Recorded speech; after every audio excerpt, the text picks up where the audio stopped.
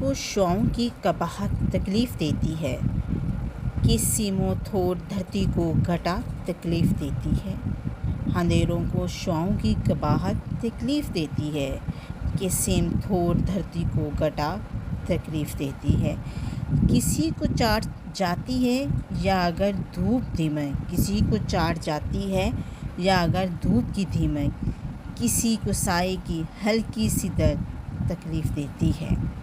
کسی کو بیچ کر عزت کا نوالا ایک بھی نہیں ملتا، کسی کو بیچ کر عزت کا نوالا ایک بھی نہیں ملتا، کسی کا رزق اتنا ہے کہ غذا تکلیف دیتی ہے۔ کئی کاموں کے کتنے ہی گناہ بخش دیتا ہے وہ، کئی کاموں کے کتنے ہی گناہ بخش دیتا ہے وہ، کہیں آدم کی چھوٹی سی خطا تکلیف دیتی ہے۔ حاضرین کرام السلام علیکم۔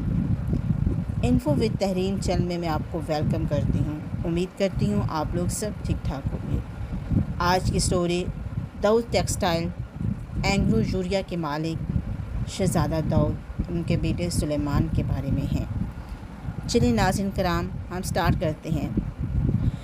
حاضرین کرام، زندگی کے کتنے ہی رنگ ہوں، کتنے ہی محلات ہوں، پر اسائی زندگی ہوتی ہے، اور دوسری جانب غریب کا بچہ کوڑے کے ڈھیر سے رزق تلاش کرتا ہے۔ کئی محلات میں کم جگائے رہتے ہیں اور دوسری جانب غریب کی کوٹری اندھیرے ہونے کو روتے ہیں۔ کسی کے پاس تن کو ڈھانپنے کے لیے ایک چادر میسر نہیں ہوتی، اور کسی کی ریشمی پوشاکیں اتنی ہوتی ہیں کہ سمجھ سے بالا تر ہے۔ لوگ کہتے ہیں داؤد اپنے بیٹے کے ساتھ کیوں لاکھوں ڈالر لوٹا کر موت کے منہ چلے گئے۔ اس واقعے کا رخ میں آپ کو ایک واقعہ سناتی ہوں۔ آپ سوچتے ہوں گے، یہاں سے آپ اندازہ لگا لیں کہ حضرت سلیمان علیہ السلام کا دربار لگا ہوا تھا، ساتھ ایک وزیر بھی بیٹھا تھا۔ حضرت اسرائیل بھی اچانک آ گئے۔ انہوں نے وزیر کو غور سے دیکھا تو وزیر ڈر گیا۔ وزیر حضرت سلیمان سے کہا، مجھے حضرت اسرائیل سے بہت خوف آ رہا ہے، برائے کرم ہوا کو حکم دیں کہ مجھے یہاں سے دور چھوڑ کر آئیں۔ اور ایسا ہی ہوا۔ کافی دن گزر گئے، پھر حضرت اسرائیل علیہ السلام حضرت سلیمان کی خدمت میں پیش ہوئے تو حضرت سلیمان نے پوچھا، اس دن میرے وزیر کو کیوں گھورا تھا؟ حضرت اسرائیل علیہ السلام نے جواب دیا، مجھے اس وزیر کی بہت دور جگہ پر روح قبض کرنی تھی اور وہ یہاں بیٹھا تھا۔ میں بہت حیران تھا کہ یہ تو یہاں بیٹھا ہوا ہے، اس کی زندگی میں چند لمحوں بعد دور جگہ پر ختم ہونے والی ہے، تو پھر یہ کیسے ممکن ہوگا؟ اس اثنا میں اس وزیر سے آپ سے درخواست کی کہ ہوا کو حکم دیں کہ مجھے فلاں جگہ بھیج دیں، تب جا کر مجھے سمجھ آئی کہ موت کا دن، مقام اور جگہ مقرر ہے۔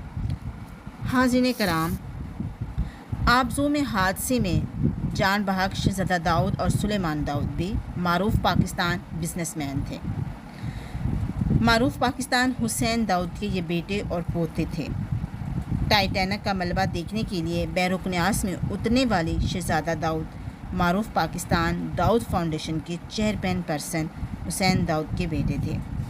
شہزادہ داؤد کے والد حسین داؤد فاؤنڈیشن کے چیئرپرسن ہیں، جس خدمات سر انجام دے رہے ہیں، جو پاکستانی اقدار پر مبنی تعلیم اور غیر رسمی تعلیم کے فروغ کے لیے توجہ کو مرکوز کر رہا ہے، جس کا مقصد معیشت اور معاشرے کو چلانے کے لیے مختلف شعبوں میں قابل ذکر کردار ادا کرنا ہے۔ حسین داؤد کارپوریشن کے بورڈ کے چیئرمین کے عہدے پر فائز ہے اور اینگلو کارپوریشن کے بانی کے طور پر بھی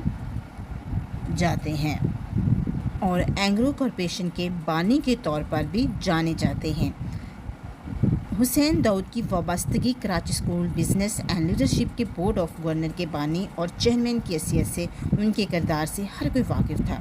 اس بدقسمت آبزور میں شہزادہ داؤد بھی شامل تھا۔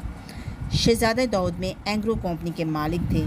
شہزادہ داؤد نے زراعت، آئی ٹی، توانائی، ٹیلی کمیونیکیشن سے وابستہ تھے۔ ان کا خاندان ملک کے امیر ترین خاندانوں میں سے ایک تھا۔ اپنے گھروں میں دودھ استعمال کرتے ہیں، اس میں سے آئل پیرس، ترنگ، ڈیری ملک، آئس کریم کی صورت میں وہ تمام اینگلو فوڈز کہلاتی ہیں جو اس کی وائس چیئرمین تھے۔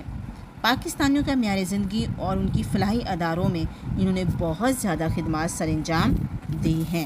یونیورسٹی میں Lahore university management of sciences میں، جس کو آج لیمس کہا جاتا ہے، اس میں سلیمان داؤد اسکول آف بزنس، جو کہ 1986 میں قائم کیا گیا۔ پاکستان کے پرانے اسکولوں میں سے ایک یہ بہت پرانا اسکول ہے جس کو داؤد فاؤنڈیشن اسپانسر کرتا ہے۔ آپ نے برطانیہ سے ٹیکنالوجی اور توانائی کے شعبوں پر بہت زیادہ نالج حاصل کیا۔